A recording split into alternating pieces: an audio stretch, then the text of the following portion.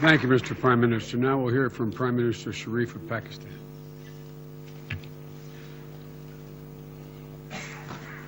Mr. Vice President, Mr. Secretary General, fellow leaders, Excellencies, ladies and gentlemen, we are thankful to you, Vice President Joe Biden, and the U.S. government for hosting the summit on United Nations peacekeeping.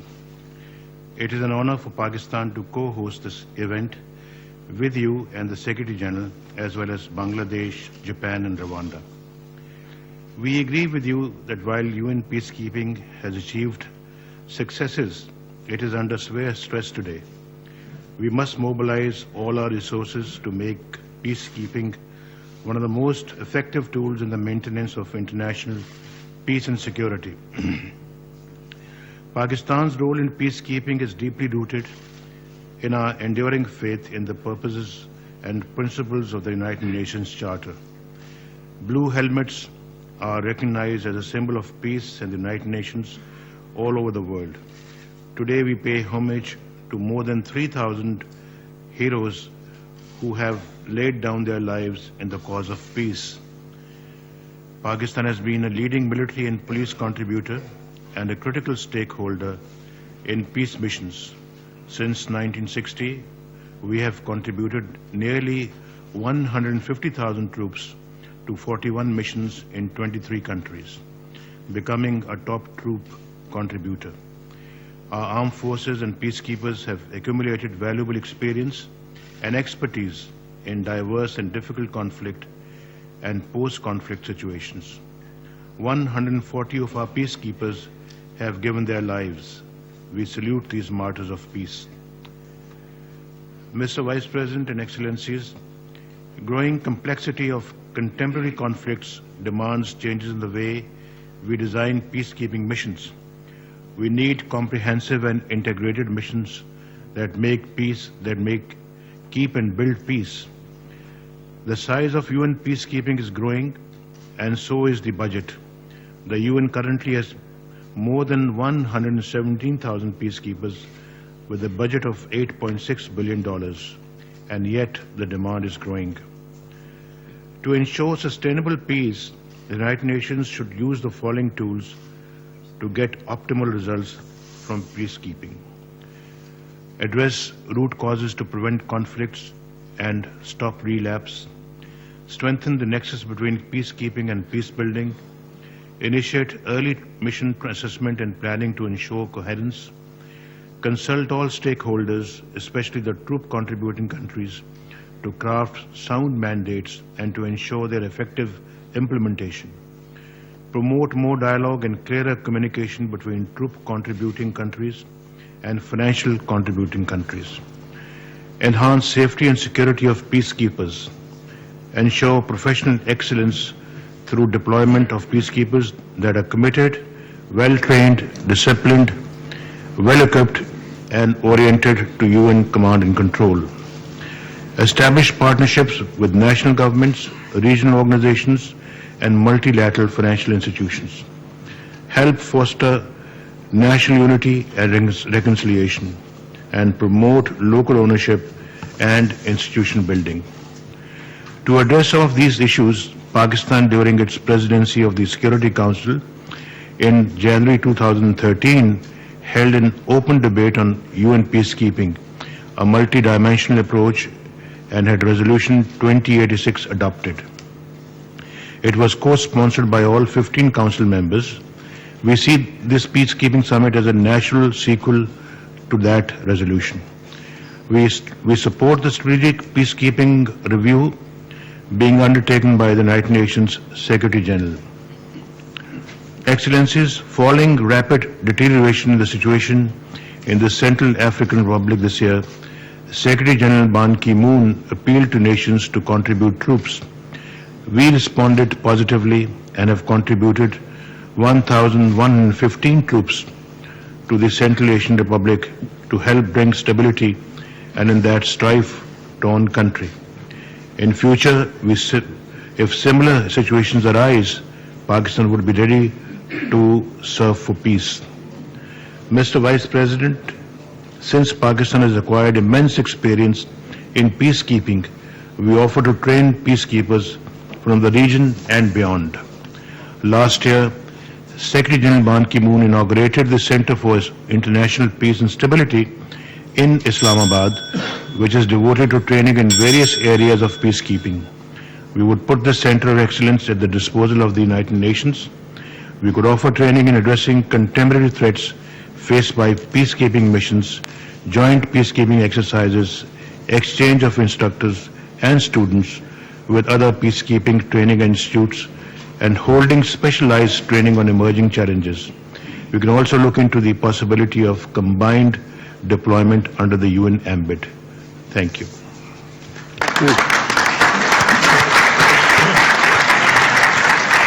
Thank you, Mr. Prime Minister, and I thank my co-host. And now we'll turn to His Excellency, the Prime Minister of Ethiopia.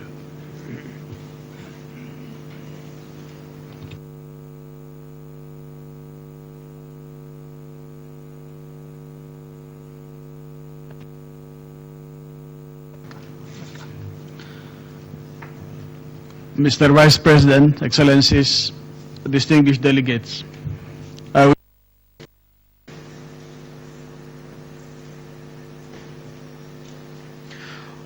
I have great pleasure in welcoming the Prime Minister of the Islamic Republic of Pakistan, His Excellency Muhammad Nawaz Shareef. I invite him to address the General Assembly.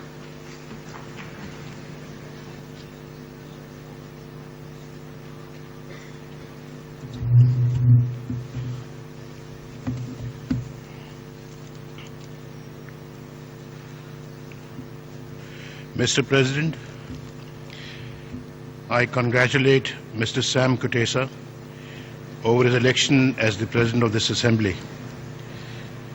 I assure him that his priorities, revitalization of the General Assembly, sustainable development, climate change, and peaceful settlement of disputes are also our priorities. Our delegation will extend its full support to him to achieve these objectives. I also pay tribute to Mr. John Ash for his effective leadership of the past session of the General Assembly.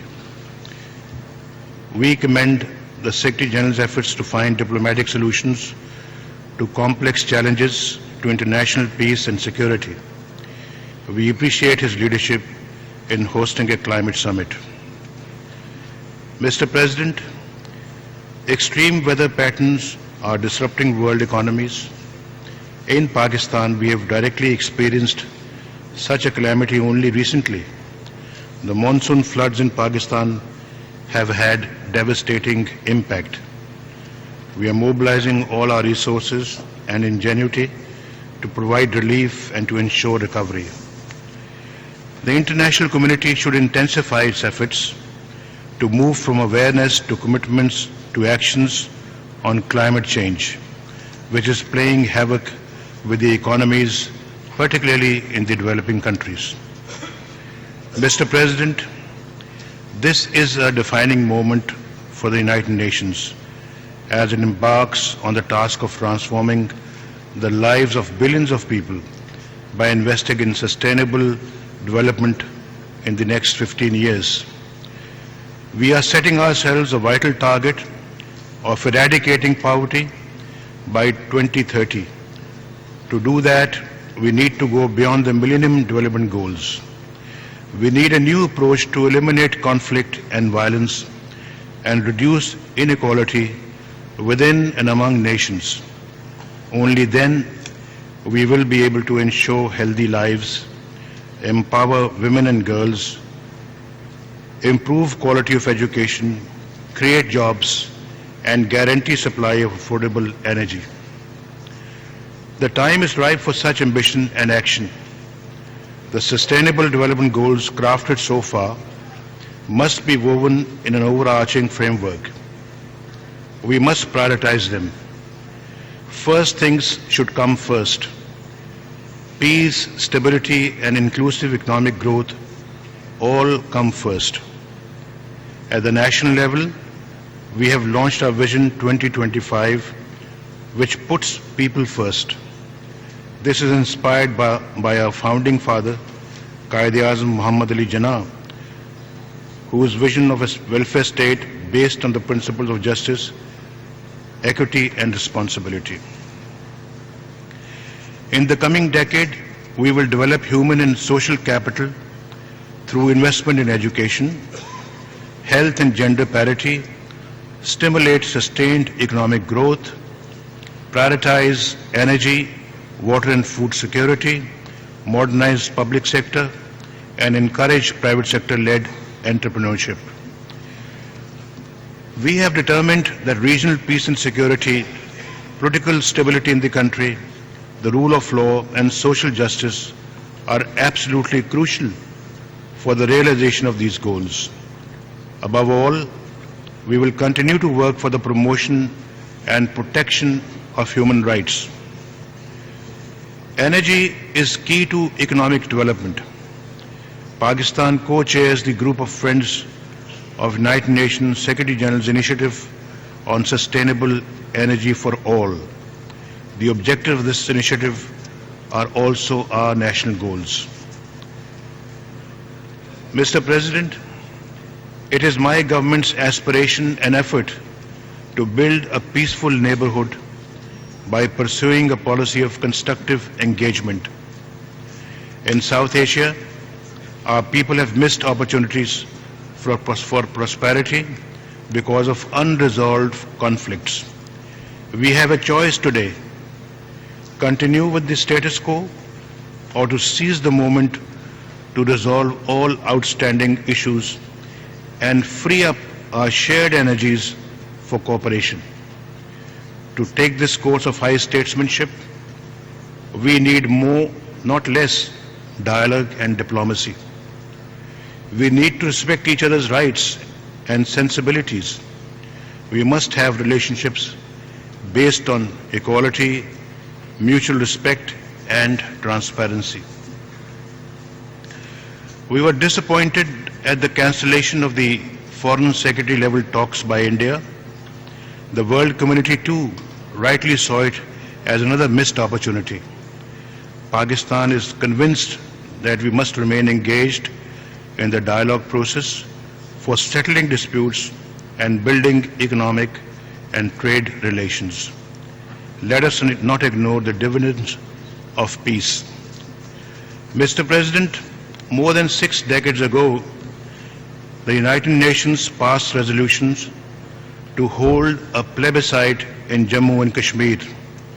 The people of Jammu and Kashmir are still waiting for the fulfillment of that promise. Many generations of Kashmiris have lived their lives under occupation, accompanied by violence and abuse of their fundamental rights. Kashmiri women in particular have suffered immensely. For decades, attempts have been made, both under the UN auspices and bilaterally in the spirit of the Lahore Declaration, to resolve this dispute. The core issue of Jammu and Kashmir has to be resolved. This is the responsibility of the international community. We cannot draw a veil on the issue of Kashmir until it is addressed in accordance with the wishes of the people of Jammu and Kashmir. Pakistan is ready to work for resolution of this issue through negotiations.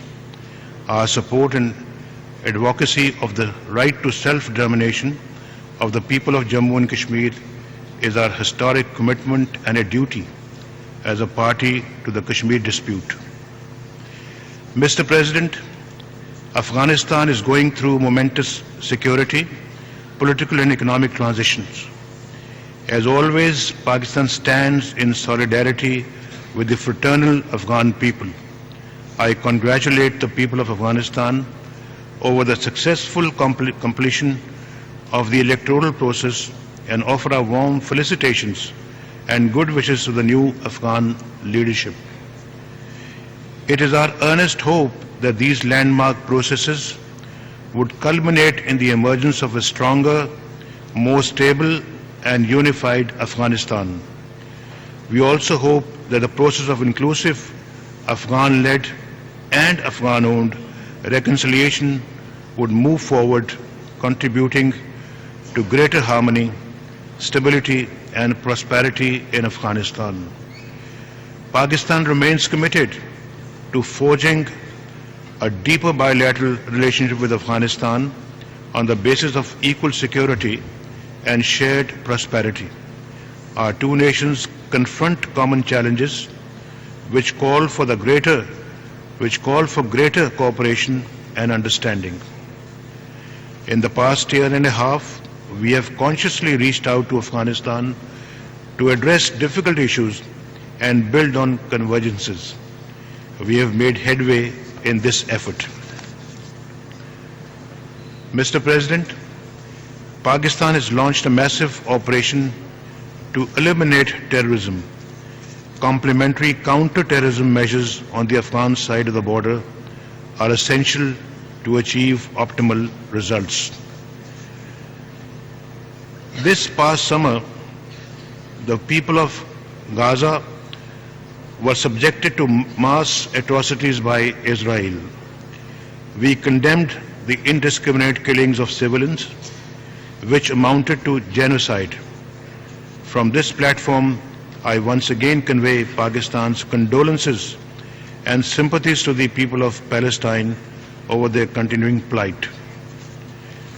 We welcome the ceasefire between Gaza and Israel, but next steps must also be taken. The blockade of Gaza must be lifted, Palestinian prisoners freed, and illegal settlements halted. The United Nations should facilitate a just and lasting solution of the Palestinian issue based on the relevant UN resolutions. We call on all parties in Syria to renounce military and militant means and hold dialogue to restore peace and stability in their historic land. The emergence of new militant entities in the Middle East once again illustrate that terrorism is a global threat. This primitive force in Iraq and Syria is an aberration which has no sanction of any religion. It must be countered with unified and resolute will. Mr. President, we condemn terrorism in all its forms and manifestations. We are fighting terrorism planted on Pakistan's soil. Our valiant soldiers are laying down their lives to take out terrorists and tear down their evil networks. The entire nation is behind them. In the past 13 years, as a frontline state, we have given enormous sacrifices in blood and resources. Tens of thousands of civilians have been killed and injured. Our economy too has lost hundreds of billions of dollars in direct costs and denied investment opportunities. Yet in this fight, each time a soldier falls, another takes his place proudly. It is the resolve of our nation to fight this scourge to the finish.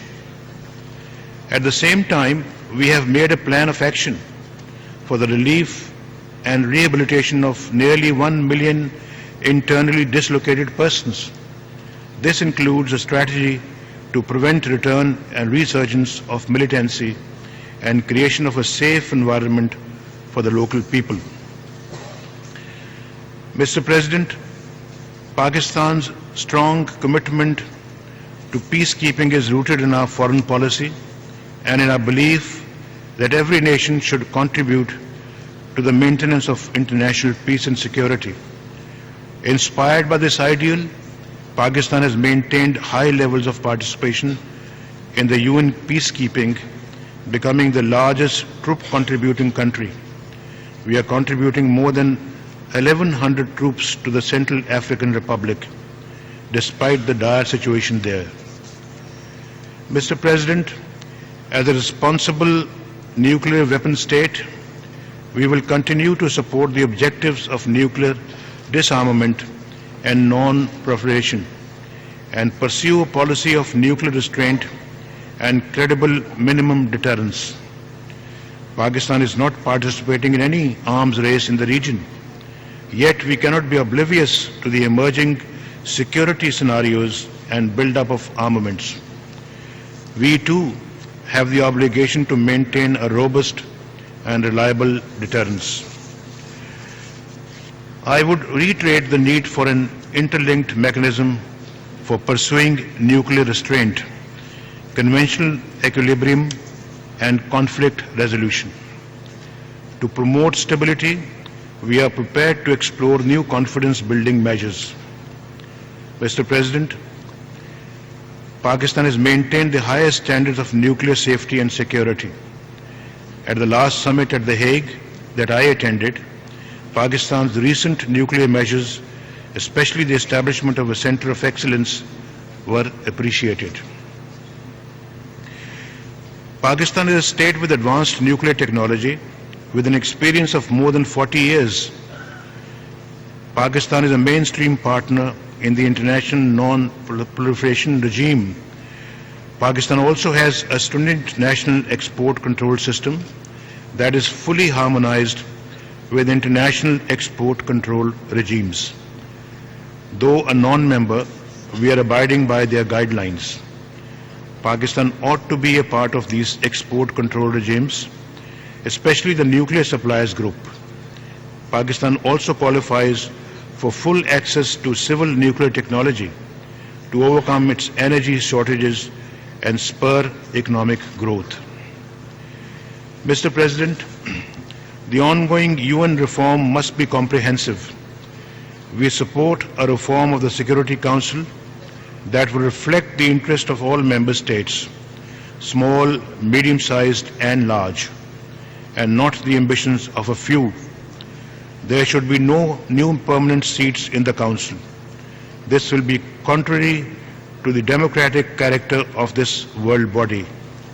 We want the Council to become more representative, equitable, accountable, and transparent. Mr. President, we meet here today on the cusp of a new era for the international community. Never before has the United Nations embraced such lofty goals to banish poverty, stimulate development, protect environment, and foster peace as it will during this session. The future of our planet hinges on our decisions. Let us deliver them with full responsibility and wisdom. Pakistan will assist this Assembly and the United Nations as a whole to make this world a better place for all mankind. I thank you. On behalf of the General Assembly, I wish to thank the Prime Minister